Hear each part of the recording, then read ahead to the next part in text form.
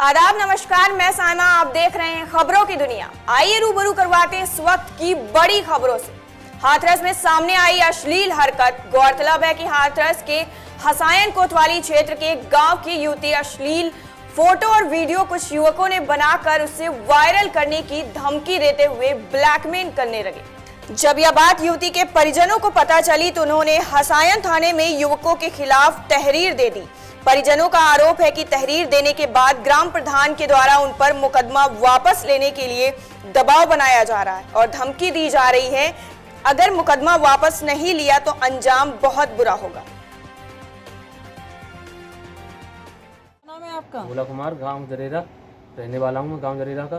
क्या घटना हुई आपके साथ? मेरे साथ घटना हुई थी कि गांव का पप्पू नाम का लड़का है, गांव का। तो उसने गंदे फोटो नीचे गए थे मेरी बहन जी के, तो गंदे फोटो गए थे तो उसे ब्लैकमेल करता था वो कि ये फ़ोटो मैं इसे दिखा दूंगा, उसे दिखा दूंगा, कि तेरे ससुराल वालों को दिखा दूंगा, सगन को दिखा दूंगा। तो इसी द्वारा हमने लड़की की शादी कर दी थी लड़की की। तो शादी करने के बाद भी फिर वहाँ पर ससुराल वालों से फ़ोन करता था, ये कि वहाँ पर लड़की के पास फ़ोन करता था कि आज ऐसे ऐसे मैं तेरे मुझे गंदे फ़ोटो दिखा दूंगा, वो कर दूंगा, और ऐसे ऐसे वहाँ से तू आ जा। तो लड़की इनने उस चक्कर में इज्जत रखने के मारे अपने बाप की और ससुराल वालों की माँ से लड़की लिख आई। वहाँ से लड़की निकलने के बाद और अलीगढ़ तक लड़की आ गई। लड़की ये पता नहीं थी क्या चीज़ थी क्या चीज़ नहीं थी उस पर लड़की पे।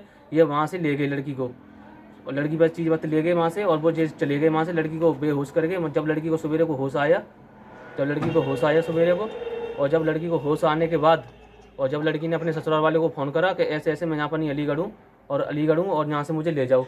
जब ससुराल वाले वहाँ पर नहीं पहुँच गए अलीगढ़, तो लड़की के ससुराल वाले आके तो यहाँ पर नहीं लेके आए थे लड़की के गांव में। लेके कौन कौन आए थे वहाँ से आपके? पप्पू नाम का लड़का है और एक गांव का लड़का है, यहाँ का पटना का रहने वाला, ये 2 लड़के थे। तो वहाँ से लेके आए। लेने के बाद फिर लड़की को क्या कहते हैं वहाँ अलीगढ़ छोड़ गए। अलीगढ़ छोड़ने के बाद फिर लड़की बेहोश हो गई थी। लड़की को होश आया तो लड़की ने ससुराल वालों को फ़ोन करा कि मैं अलीगढ़ हूँ, यहाँ पर नहीं आ जाइए। तो वहाँ ससुराल वाले आए, तो ससुराल वाले उसको लड़की वहाँ पर नहीं ले गए।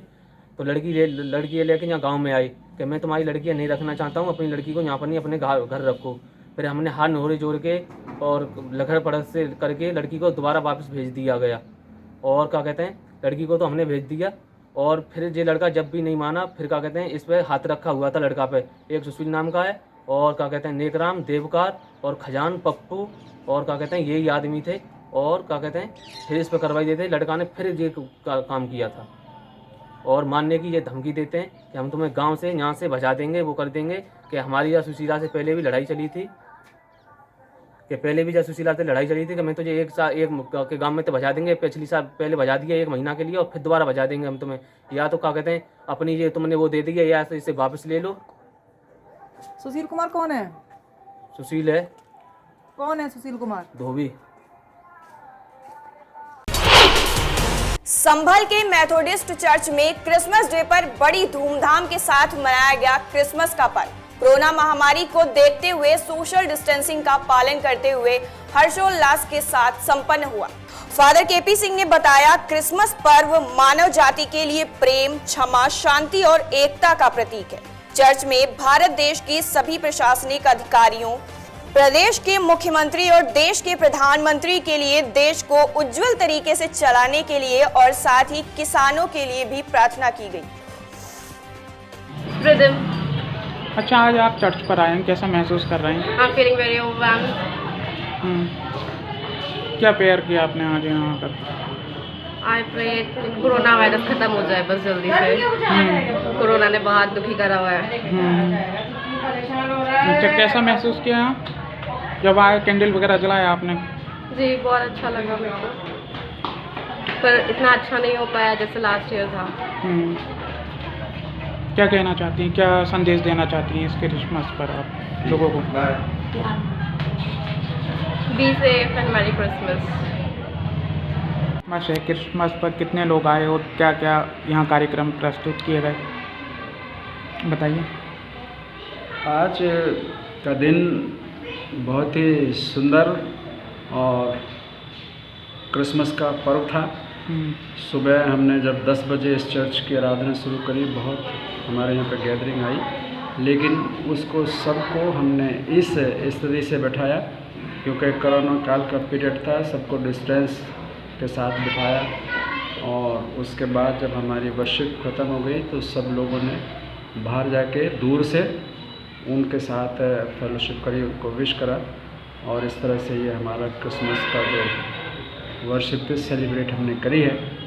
और कल भी आपने हमारे को यहाँ पे इंट्रोड्यूस करा था, आज भी आप आए हैं तो हम यीशु मसीह के नाम में आपको वेलकम कहते हैं। और कि आप हमारे माध्यम से, इस चर्च की वर्शिप के माध्यम से दूसरों को शुभ संदेश, गुड न्यूज़ जो बड़े दिन की है वो अपने स्तर से दे रहे हैं।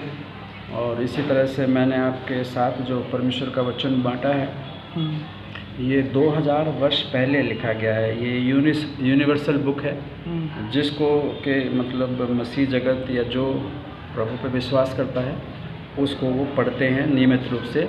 और इसीलिए हमने उचित समझा कि आपके साथ हम इस परमेश्वर के वचन को बांटें, पढ़ें, ताकि ये संदेश मीडिया के द्वारा और डिजिटल मीडिया के द्वारा दूसरे लोगों तक समाज में पहुंचाया जाए, ताकि उनको भी वही आनंद मिले जो आज बड़ा सवाल है। क्योंकि दुनिया के पास सब कुछ है, लेकिन जैसे परमेश्वर ने एक बात कही है अभी जो मैंने आपके साथ पढ़ी है कि जिनसे परमेश्वर खुश है वो उनको आनंद देता है।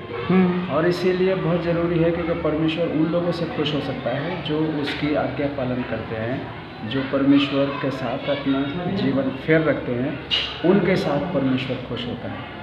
तो बेशक सारी सृष्टि क्रिएटर उसका है, लेकिन उसके कुछ लोग हैं जो परमेश्वर से डर रखते हैं, उसको अपना जीवन का प्रथम स्थान देते हैं, अपने सारी जीवन की सारी सच्चाई के साथ परमेश्वर के साथ खड़े होते हैं और अपने जीवन से उनको प्रकट करते हैं कि हम ट्रू फॉलोवर हैं क्राइस्ट के या परमेश्वर के। तो ये मैं आपको देना चाहता हूँ, कहना चाहता हूँ कि आपने प्रयास करा है कि हमारे मन की बातें दूसरों तक पहुँचाएँ। भीड़ अभी बहुत थी वहाँ पे, लेकिन जो जिम्मेदारी, जो कार्य आप कर रहे हैं शायद वो नहीं कर रहे हैं। और इसीलिए आपके पास भी एक बहुत बड़ी मतलब ये जॉब है, सेवा है, जो आप इस तरह से लोगों तक प्रयास कर रहे हैं और अपना समय जाया करते हैं। हम यही आशा करते हैं कि आपको परमेश्वर ब्लेस करे और आप अपनी इस जॉब को, अपनी इस बड़ी टैलेंट को सिंसियरली लोगों के साथ बांटें। सो परमेश्वर आपको मैं सदा तुम्हारे साथ हूँ। जिस प्रकार मैंने तुमसे प्यार किया है उसी प्रकार तुम्हें भी एक दूसरे से प्यार करना चाहिए। ये बोल हैं ईसा मसीह। इलाहाबाद में सिविल लाइन के पास चर्च में भारी तादाद में विभिन्न धर्मों के लोग उपस्थित रहे। 25 दिसंबर को क्रिसमस बहुत ही धूमधाम से मनाया गया। मदन मोहन मालवीय जी की जयंती के उपलक्ष्य में बरेली में एक सम्मान समारोह का आयोजन किया गया, जिसमें समाज की अग्रणी भूमिका निभाने वाले लोगों को सम्मानित किया गया। वहीं इस मौके पर मुख्य अतिथि के रूप में प्रदेश अध्यक्ष इंजीनियर एसके पांडे के साथ बड़ी संख्या में कार्यकर्ता मौजूद रहे। इसी के साथ ही बरेली स्थित शक्ति सदन डिप्लोमा इंजीनियरिंग संघ लोक निर्माण विभाग परिसर में अखिल भारतीय ब्राह्मण महासभा के सदस्यों के सम्मान के उपलक्ष्य में एक सभागार का आयोजन किया गया। इस मौके पर मुख्य अतिथि पुलिस उप महानिरीक्षक बरेली राजेश कुमार पांडे के साथ कई लोग मौजूद रहे। पूरा मुंह भर गया है किसी मैं स्वास्थ्य आचरण बोलने में असमर्थ हूँ, तो आपको भी बड़ा अजीब लगेगा, इसलिए ये किया है। मैं भगवान गणेश जी की वंदना थोड़ा कर सकता हूँ। पूरा अंदर दिक्कत हो गई से अयोध्या से आए तो हरिओम पुत्रं प्रभु विनायकं भक्तं दासं विस्मेत मायो कामागचिते।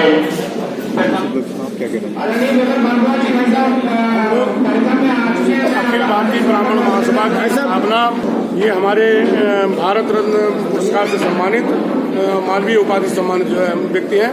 इन्होंने पहली विश्वविद्यालय की बनारस विश्वविद्यालय की भी स्थापना की। उन्हीं के उसमें आज हम लोग जो है पूरे प्रदेश में मालवीय जयंती के रूप में उसे मनाते हैं। और चूंकि मालवीय जयंती एक इन्होंने इतिहास रचा है, तो इसीलिए हमने उत्कृष्ट का विभिन्न क्षेत्रों में उत्कृष्ट काम करने वाले अपने समाज के व्यक्तियों को उनके नाम से, उनकी उपाधि से सम्मानित करने का निर्णय लिया है पूरे प्रदेश में। सर, कितने सालों से ये कार्यक्रम चल रहा है? हमारी जो है अखिल भारतीय ब्राह्मण 1936 से चली है, लेकिन अब ये हमने सम्मान करने का कार्यक्रम पिछले 5 वर्षों से शुरू किया है। इसकी कार्यशैली क्या है इस ब्राह्मण महासभा की कार्यशैली? अपने जो है समाज को उत्थान, समाज के हित के लिए निरंतर चिंतन करना, निर्धन छात्रों की पढ़ाई की व्यवस्था करना, निर्धन कन्याओं की शादी की व्यवस्था करना। और देखिए, अखिल भारतीय ब्राह्मण महासभा ने एक संकल्प और लिया है, अपने समाज के बच्चों के साथ साथ में ऐसे बच्चे जो किसी भी जाति के हैं, निर्धन हैं तो और मेरिटोरियस बच्चे हैं, उनको भी पढ़ाई की व्यवस्था अखिल भारतीय ब्राह्मण महासभा करेगी। इसी क्रम में आज हमारे जो बरेली क्षेत्र का नाम रोशन करने वाला तेजपाल गंगवार, जिसने केबीसी में 50 लाख का पुरस्कार प्राप्त किया है, आज हमने उसको सम्मानित किया। ये संदेश देने का प्रयास किया है, अखिल भारतीय ब्राह्मण महासभा न मात्र केवल ब्राह्मणों के हितों का चिंतन करती है, मेरिटोरियस किसी भी क्षेत्र में अगर कोई बच्चे हैं तो उनको भी हम लोग सम्मानित करते हैं। सर, सरकार की तरफ से कोई मदद? सरकार की तरफ से अभी जो है कोई मदद नहीं है, लेकिन हाँ, जहीं आवश्यकता पड़ती है उसमें सहयोग करते हैं। पूर्व प्रधानमंत्री भारत रत्न स्वर्गीय अटल बिहारी वाजपेयी जी की जयंती के अवसर पर राजा विश्वनाथ शरण इंटर कॉलेज तिलोई में किसान गोष्ठी का आयोजन किया गया। कार्यक्रम में मुख्य अतिथि ब्लॉक प्रमुख संघ के जिला अध्यक्ष मुन्ना सिंह, तिलोई मंडल प्रभारी जिला अध्यक्ष उमाशंकर पांडे, भाजपा कार्यकर्ता सहित कृषि विभाग के अधिकारी और किसानों के साथ कई अन्य लोग मौजूद रहे। बहराइच में घर का सामान लेने निकली 8 वर्षीय नाबालिग लड़की को की गई अगवा करने की कोशिश। दरअसल छोटी बाजार में घर का सामान लेने निकली 8 वर्षीय लड़की को एक युवक ने अगवा करने की कोशिश की। रिसिया होटल के पास लोगों ने बच्चे की चीख पुकार सुनकर अपराधी को मौके पर पकड़ लिया और चौकी कनुनगोपुरा ले गए, लेकिन वहां कोई भी चौकी इंचार्ज मौजूद नहीं था, जिसके बाद गुस्साए लोगों ने आरोपी को जमकर पीटा। ये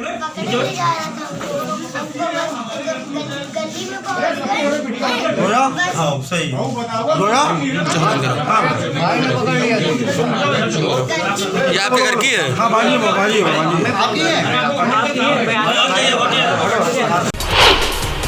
मुख्यमंत्री योगी आदित्यनाथ ने भारत रत्न पूर्व प्रधानमंत्री अटल बिहारी वाजपेयी की जन्म जयंती पर किसान बिल के भ्रमों को दूर किया और अटल बिहारी वाजपेयी के जन्म जयंती दिवस को सुशासन दिवस के रूप में मनाया। वहीं इस मौके पर प्रधानमंत्री नरेंद्र मोदी ने वीडियो कॉन्फ्रेंसिंग के माध्यम से पूरे देश को संबोधित किया और अलग अलग राज्यों के किसानों से नए किसान बिल की उपयोगिता को जाना। इसके साथ ही किसानों के मन में लगातार उठ रहे भ्रमों को भी दूर किया। कोटि-कोटि नमन करते हुए उन्हें प्रदेशवासियों की ओर से विनम्र श्रद्धांजलि अर्पित करता हूं। आज आदरणीय प्रधानमंत्री जी की प्रेरणा से पूरा देश सुशासन दिवस को किसान भाइयों के सम्मान दिवस के रूप में पूरे देश के अंदर आयोजित कर रहा है। कुछ ही देर के बाद आदरणीय प्रधानमंत्री जी की प्रेरणा और मार्गदर्शन पूरा देश को प्राप्त होगा और एक साथ देश के 9 करोड़ किसानों के खाते में 18,000 करोड़ रुपए की राशि प्रधानमंत्री जी के द्वारा किसान भाइयों के खातों में देने की कार्रवाई भी प्रधानमंत्री किसान सम्मान की राशि की जाएगी। अंत्योदय, अन्नपूर्णा, ये सारी स्कीम प्रधानमंत्री उस समय के प्रधानमंत्री के रूप में अटल जी की देन है, जिसमें हर गरीब को निःशुल्क या सस्ते में खाद्यान्न उपलब्ध कराने की कार्रवाई आज प्रारंभ हो रही है। ये योजना भी सर्वे अटल जी की ही देन है और खाद्यान्न तब आएगा, तब गरीब तक पहुंचेगा जब अन्नदाता किसान से इसका क्रय करने की व्यवस्था होगी। आजादी के बाद पहली बार देश के अंदर ग्रामीण अर्थव्यवस्था पर जोर देने का प्रयास प्रारंभ हुआ था सर्वे अटल जी के समय में, जब प्रधानमंत्री ग्रामीण सड़क योजना प्रारंभ हुई थी और प्रत्येक गांव पक्के मार्गों से जुड़ता हुआ दिखाई दिया था। आज आप देख सकते हैं हर गांव में अच्छे मार्ग हैं, किसान अपनी उपज को मंडी तक, बाजार तक और कहीं भी ले जाने के लिए आज अगर उसके पास अच्छे साधन हैं तो साधन के लिए अच्छे मार्ग भी आज उपलब्ध हैं। इसका श्री गणेश भी स्वर्गीय अटल बिहारी वाजपेयी जी ने किया। 9 करोड़ किसानों को प्रधानमंत्री किसान सम्मान निधि का लाभ प्रधानमंत्री मोदी जी के कर कमलों से आज प्रदान करने की जो कार्रवाई प्रारंभ हुई है, इस अवसर पर मैं प्रधानमंत्री मोदी जी का हृदय से अभिनंदन करता हूं, स्वागत करता हूं और विश्वास व्यक्त करता हूं कि प्रधानमंत्री मोदी जी ने देश के अंदर भारत के सर्वांगीण विकास को लेकर के जो कार्यक्रम 6 वर्ष पहले प्रारंभ किए थे, उन कार्यक्रमों की श्रृंखला को मजबूती के साथ आगे बढ़ाने के लिए, चाहे वह गांवों के विकास का हो, किसानों के उत्थान का हो, नौजवानों के उज्जवल भविष्य का हो या फिर मातृशक्ति के सम्मान का हो, इस कार्यक्रम को जिस मजबूती के साथ आगे बढ़ाने का कार्य प्रधानमंत्री मोदी जी ने किया है, आज उसी श्रृंखला में प्रधानमंत्री किसान सम्मान निधि का लाभ प्रदेश के 2 करोड़ 30 लाख किसानों को प्राप्त होने वाला है। मैं इस अवसर पर प्रधानमंत्री मोदी जी के प्रति हृदय से धन्यवाद देते हुए, आभार व्यक्त करते हुए अपने प्रदेश के सभी 2 करोड़ 30 लाख किसान भाइयों को हृदय से मैं इस अवसर पर बधाई देता हूं, अपनी शुभकामनाएं देता हूं कि सालाना 6,000 रुपए प्रदेश के 2 करोड़ 30 लाख किसानों के खाते में सालाना 3 किस्त के आधार पर 2-2 हजार की 3 किस्त के आधार पर प्राप्त होते हुए दिखाई दे रहे हैं। और मैं निश्चित ही कह सकता हूं कि किसान के लिए, बीज के लिए, खाद के लिए, पेस्टिसाइड के लिए या अपनी जरूरत के लिए इस धनराशि की बड़ी उपयोगिता है। किसान अब साहूकारों के या कहीं भी किसी सूदखोर के चपेटे में नहीं आ पाएगा। अन्नदाता किसान की खुशहाली प्रदेश और देश की खुशहाली बनेगी। इस विश्वास के साथ जिन किसानों को आज यहाँ पर सम्मान किया गया है, उन्हें ट्रैक्टर की चाबी उपलब्ध कराई गई है या उन्हें शासन की योजनाओं से जोड़ने का कार्य हुआ है, उन सभी किसान भाइयों बहनों को मैं हृदय से उनका अभिनंदन करता हूं, उन्हें बधाई देता हूं। प्लान करने, आत्महत्या करने के सिवाय कोई दूसरा चारा नहीं बचा था और फिर निजी कॉलोनाइजर को किसानों की जमीनों पर, गरीबों की जमीनों पर कब्जा करने के लिए माफियाओं के द्वारा कैसे प्रेरित किया जाता था, याद आप देख रहे होंगे जब सरकार का बुलडोजर इन माफियाओं की छाती पर चल रहा है और किसानों की जमीनों को मुक्त कराया जा रहा है, तब आपको दिखाई देता होगा कि कितना बड़ा अन्याय पिछली सरकारें करती थी। ये शोषण करवाते थे किसानों का, किसानों की जमीनों पर कब्जा करवाते थे, किसानों को पलायन करने और आत्महत्या करने के लिए मजबूर करते थे। लेकिन आज आपने देखा होगा, जब से मोदी जी प्रधानमंत्री बने हैं पिछले 6 वर्षों में कहीं भी खाद की कोई किल्लत नहीं, बीज की किल्लत नहीं। पिछले 3.5-4 वर्षों से प्रदेश में भारतीय जनता पार्टी की सरकार है और हमारी सरकार आने के बाद हम लोगों ने प्रदेश के अंदर क्रय केंद्रों के माध्यम से न्यूनतम समर्थन मूल्य किसानों को देना प्रारंभ किया और न्यूनतम समर्थन मूल्य के माध्यम से लागत का 1.5 गुना दाम जो स्वामीनाथन कमेटी ने जिसकी सिफारिश लगभग 10 साल 12 साल पहले देश की सरकार को, यूपीए यानी कांग्रेस नेतृत्व की सरकार को, क्या था जिस सरकार को कांग्रेस नेतृत्व कर रही थी और सपा बसपा बिना मांगे समर्थन उस सरकार को कर रही थी कि कहीं ऐसा ना हो कि इनके गलत कार्यों के लिए सरकार सीबीआई जांच बिठा करके जेल के अंदर कर ले, इसलिए बिना मांगे समर्थन कर रही थी। व्यापार मंडल अध्यक्ष हत्याकांड में पीड़ित परिवार से मिलने पहुंचे उप मुख्यमंत्री डॉक्टर दिनेश शर्मा। व्यापार मंडल अध्यक्ष हत्याकांड को लेकर पूरे क्षेत्र के लोगों में मायूसी छाई हुई है। उनकी लोकप्रियता इतनी ज्यादा थी कि हर जरूरतमंद और असहाय गरीब व्यक्ति अपनी जरूरतों को पूरा करने के लिए उनकी चौखट पर दस्तक देते थे। उनकी निर्मम हत्या के बाद मोहनलालगंज क्षेत्र में मायूसी छाई हुई है। वहीं पीड़ित परिजनों से मुख्यमंत्री डॉक्टर दिनेश शर्मा मिलने पहुंचे। पुलिस प्रशासन को सख्त निर्देश देते हुए कहा कि चाहे कुछ भी करना पड़े, हत्यारों को जल्द से जल्द पकड़कर सलाखों के पीछे भेजो।